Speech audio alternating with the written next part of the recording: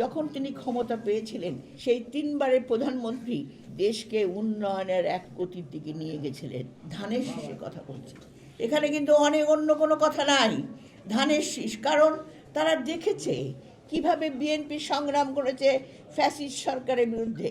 তারা দেখেছে 17 বছরের সংগ্রাম, যে সংগ্রামে দেশনেত্রী বেগম খালেদা জিয়াকে তিলে তিলে মারার চেষ্টা করা হয়েছে। বাংলাদেশের জনগণ দেখেছে কিভাবে তার উত্তরাধিকার 2 সন্তানকে মেরে ফেলার চেষ্টা করেছে। এক সন্তান চলে গেছে, আরেক সন্তানকে মৃতপ্রায় অবস্থায় বিদেশে যেতে বাধ্য করেছিল।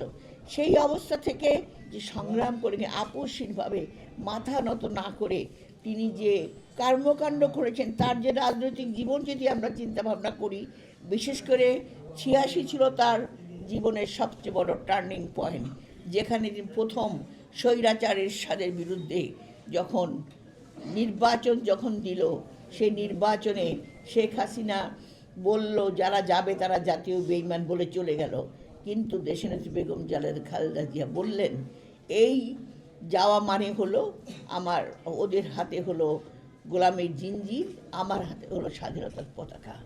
আধিপত্যের বিরুদ্ধে লড়াই হবে না যদি আমরা এই নির্বাচনে যাই। এবং ওনার কথা সত্যি, ওনার যে দূরদর্শিতা, ওনার যে প্রজ্ঞা, ওনার যে চিন্তা চেতনা এবং প্রতিটি মানুষকে ভালোবাসা, বিশেষ করে তার দলের কর্মীদেরকে উনি এমনভাবে ভালোবাসতেন যে প্রতিটি ইউনিয়নের যে কোনো একটা সাধারণ কর্মীকে পর্যন্ত উনি নামটা মনে রাখতেন। আমি ওনার সঙ্গে অনেক ঘুরেছি, আমরা বিভিন্ন সময় বিভিন্ন আন্দোলনের সংগ্রামে ছিলাম পাশে। তখন দেখেছি 2 বছর আগে যে ছেলেটাকে দেখেছে ছাত্রদলে একটা ইউনিয়নের ছাত্রদল, কিন্তু ঠিকই আমাকে বলতো ওই ছেলেটা ওইটা না, ও না, ও হলো এই ইউনিয়নের ছাত্রদলের ছিল। আমি বলতাম যে হ্যাঁ, এই যে মনে রাখার ক্যাপাসিটি, এই যে ভালোবাসা, এই যে জনগণকে কাছে টেনে নেওয়া। এবং শুধু তাই নয়, যখন তিনি ক্ষমতা পেয়েছিলেন সেই 3বারের প্রধানমন্ত্রী দেশকে উন্নয়নের এক গতির দিকে নিয়ে গেছিলেন। যখন ইমার্জিং অফ টাইগার হিসেবে তাকে বলা হয়েছিল যে বাংলাদেশ উন্নয়ন করছে, শিক্ষা, নারী শিক্ষা, শিশু শিক্ষা, স্বাস্থ্য, প্রতিটি দিকে, বিশেষ করে প্রযুক্তিগতভাবে আজকে যে দেশটা চলছে সব দিকে ছিল বেগম জিয়ার চিন্তা চেতনা, এবং তিনি এগুলো করে গেছেন। এবং এই করে যাওয়ার ধারাবাহিকতা কিন্তু আজকে বাংলাদেশ চলছে। একটা জিনিস মনে রাখতে হবে, আজকে অনেকে সংস্কার চিৎকার করছে।